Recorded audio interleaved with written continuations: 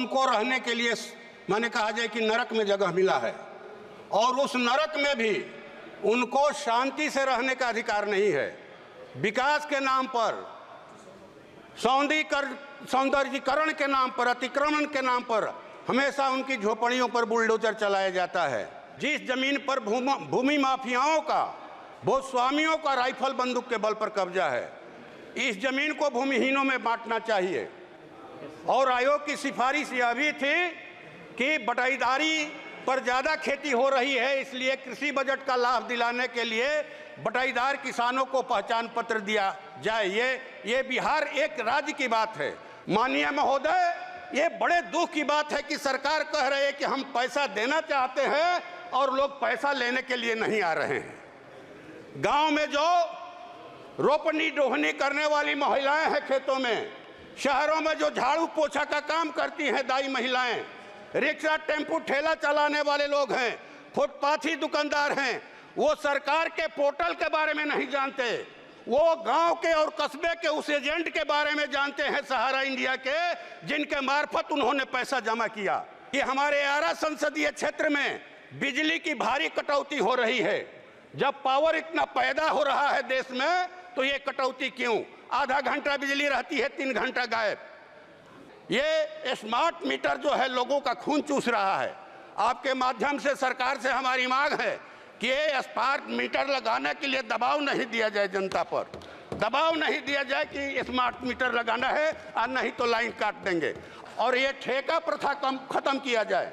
ठेका प्रथा एक दिन ऐसा आएगा कि सरकार भी ठेके पर चलने लगेगी।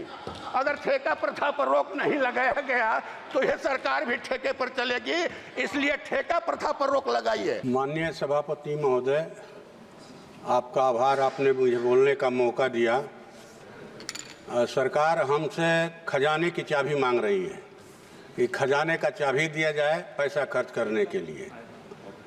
तो ये खजाने की चाबी इसलिए दी जाए ताकि आम जनों की जो हित में लोक कल्याणकारी योजनाएं चलाई जाती हैं उनमें ये भारी कटौती करके दोनों हाथों से अपने कॉरपोरेट मित्रों पर धन की वर्षा कर सकें, इसलिए तो चाबी नहीं दी जाएगी।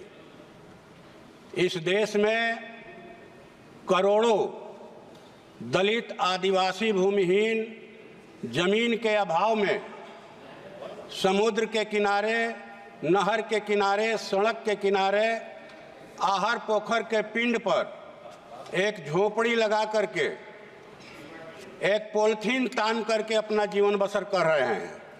और सरकार कह रही है कि हम बहुत रॉकेट की गति से विकास कर रहे हैं। तो महोदय, जिन लोगों का इस देश की अर्थव्यवस्था के विकास में भारी योगदान है, वो खेतों में खट करके अनाज पैदा करते हैं, देश का पेट भरते हैं। वे बड़े बड़े कल कारखानों की चिमनियों से धुआं निकालकर उत्पादन में सहयोग देते हैं, मेहनत करके सुंदर सड़कें बनाते हैं, ऊंची गगनचुंबी इमारतें बनाते हैं, पूरे देश को अपने श्रम से स्वर्ग बना रहे हैं। और उनको रहने के लिए मैंने कहा जाए कि नरक में जगह मिला है, और उस नरक में भी उनको शांति से रहने का अधिकार नहीं है। विकास के नाम पर,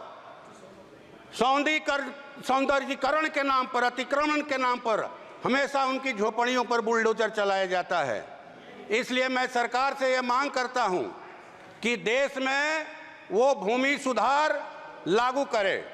देश में अभी बिहार में 2010 में भूमि सुधार आयोग का गठन हुआ था, जिस आयोग ने कहा कि 21,85,000 एकड़ जमीन सीलिंग से फाजिल जमीन है, सरकारी जमीन है। जिस जमीन पर भूमि माफियाओं का, भूस्वामियों का राइफल बंदूक के बल पर कब्जा है, इस जमीन को भूमिहीनों में बांटना चाहिए।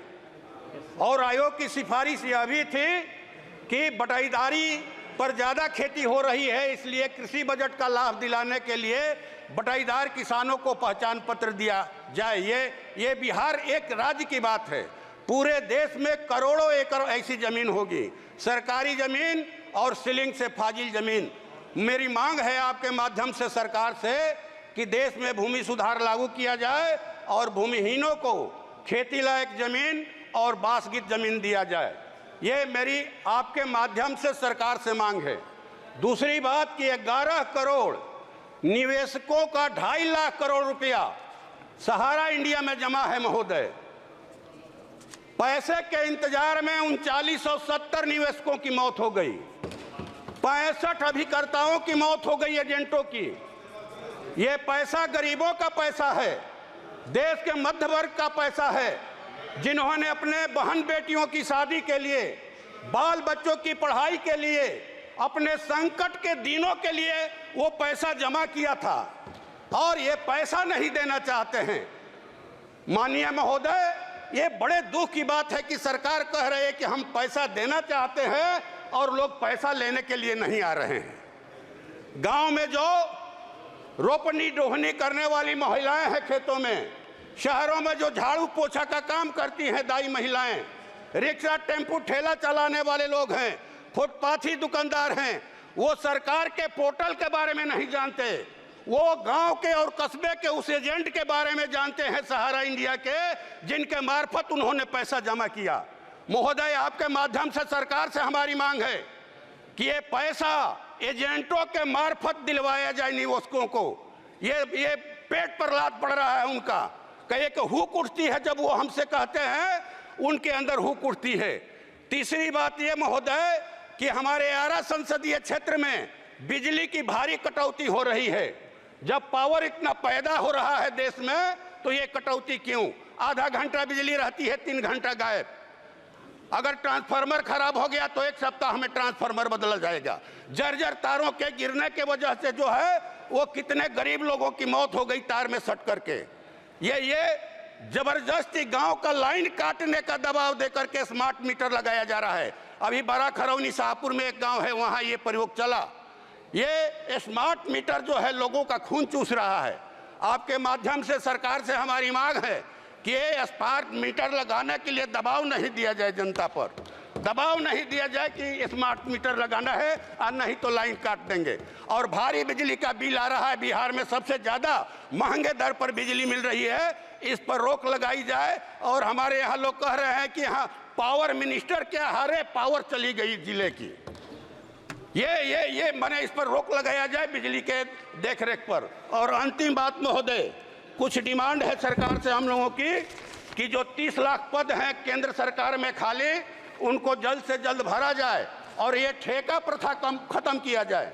ठेका प्रथा एक दिन ऐसा आएगा कि सरकार भी ठेके पर चलने लगेगी। अगर ठेका प्रथा पर रोक नहीं लगाया गया तो ये सरकार भी ठेके पर चलेगी। इसलिए ठेका प्रथा पर रोक लगाइए।